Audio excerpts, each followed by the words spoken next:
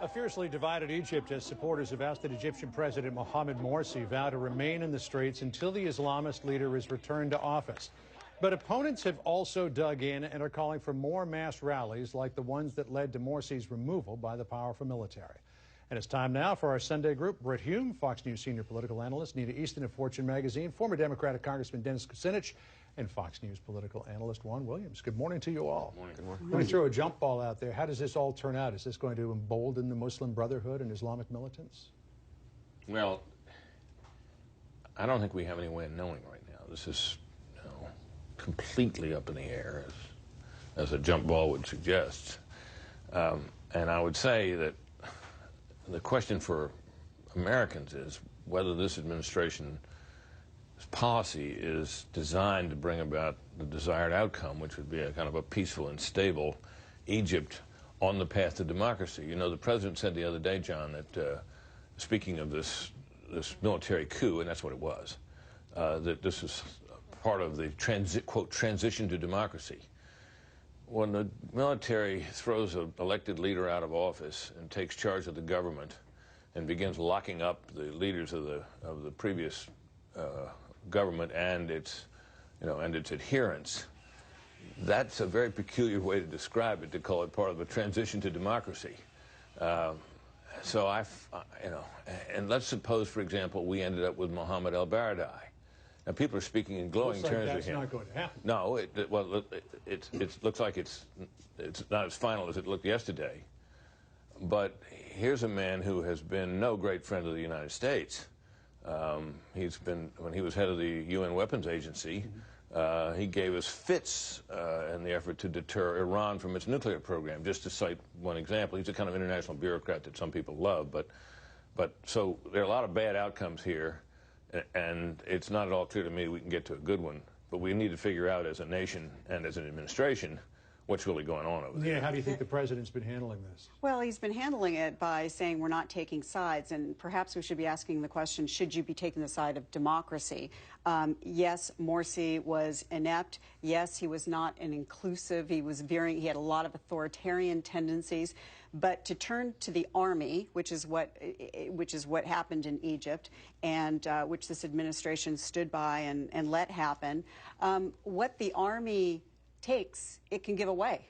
So it can depose the next government if there's popular uprising after that, and that's likely going to happen. This is a country with a dysfunctional economy, all sorts of problems, corruption, and doesn't have a history of civil liberties, and which, by the way, the Army reflects that behavior as well. I'll give folks a little glimpse behind the curtain. Every Saturday we have a call with the panelists. We talk about these topics, and Dennis Kucinich, you had an interesting theory about what might have happened here based on the prevalence of Egyptian military in the building right behind me on Capitol Hill. Through 16 years in Congress, the only military which consistently visited my office, and I would say I didn't have a special privilege, or all over Capitol Hill, the Egyptian military. Now, why do they do that? Because the Egyptian military gets more than 70% of the U.S., of this budget comes from U.S. taxpayers. So we have an enormous influence on what the Egyptian military does. And to pretend that the White House is staying aloof from this doesn't pass the straight face test, frankly. So we have to understand that we are playing a role here, that there was a military coup, that the military is getting backed financially by the U.S., and unless, as Senator John McCain said, that we pull that aid, we will have been instrumental in helping not just this coup, but as Nina implies, perhaps the next one. We cannot tell Islamists that we want them to pursue democratic traditions if, in fact, when a democratically elected government who happens to believe in Islam is suddenly dislodged in a coup by a military which is strongly backed by the United States. So, Juan, should we pull our aid from Egypt's military? No, I think that would be self-defeating. Obviously, we want to exercise the leverage we have there. The reason that we give the Egyptians so much military aid is, in fact, because it's in our national interest. It's in our national interest in terms of looking at that region, looking at Israel, trying to hold off what's taking place in Syria, what's taking place in Iraq. Absolutely, it's the case that Egypt is an important ally to the United States. That's why we need it to be stable.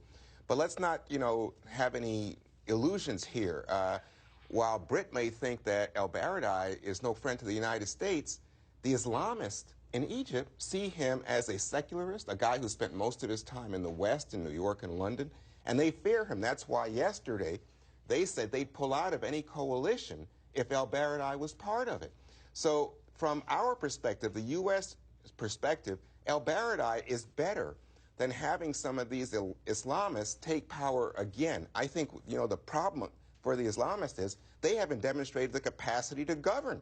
And I think that's what the Egyptian people said. But neither have any of these opposition parties either, because they're so horribly organized they couldn't get it together. Well, the only institution that has the ability to govern there is the army, which is hugely popular. And that's the institution that's been in power, and that's the institution that the public has turned to guide a democracy, which is probably not the direction you want to go if you really want a democracy. And if you're not going to use military aid as leverage to move a country towards a democracy, an inclusive democracy, what do you get? You're just not going to have any leverage? You're not going to use your leverage? That's what I'm saying. I think we have to use our leverage, and that's why I say I don't have the kind of inhibitions that I'm hearing from some of you about saying to the military, here is what's in the U.S. interest. We, as Congressman Kucinich said, we put money in there, and we put it in for a very real reason, which is that we want influence. It's time to exercise it. We've got a new team in place at the White House with Rice, Hagel, and Kerry.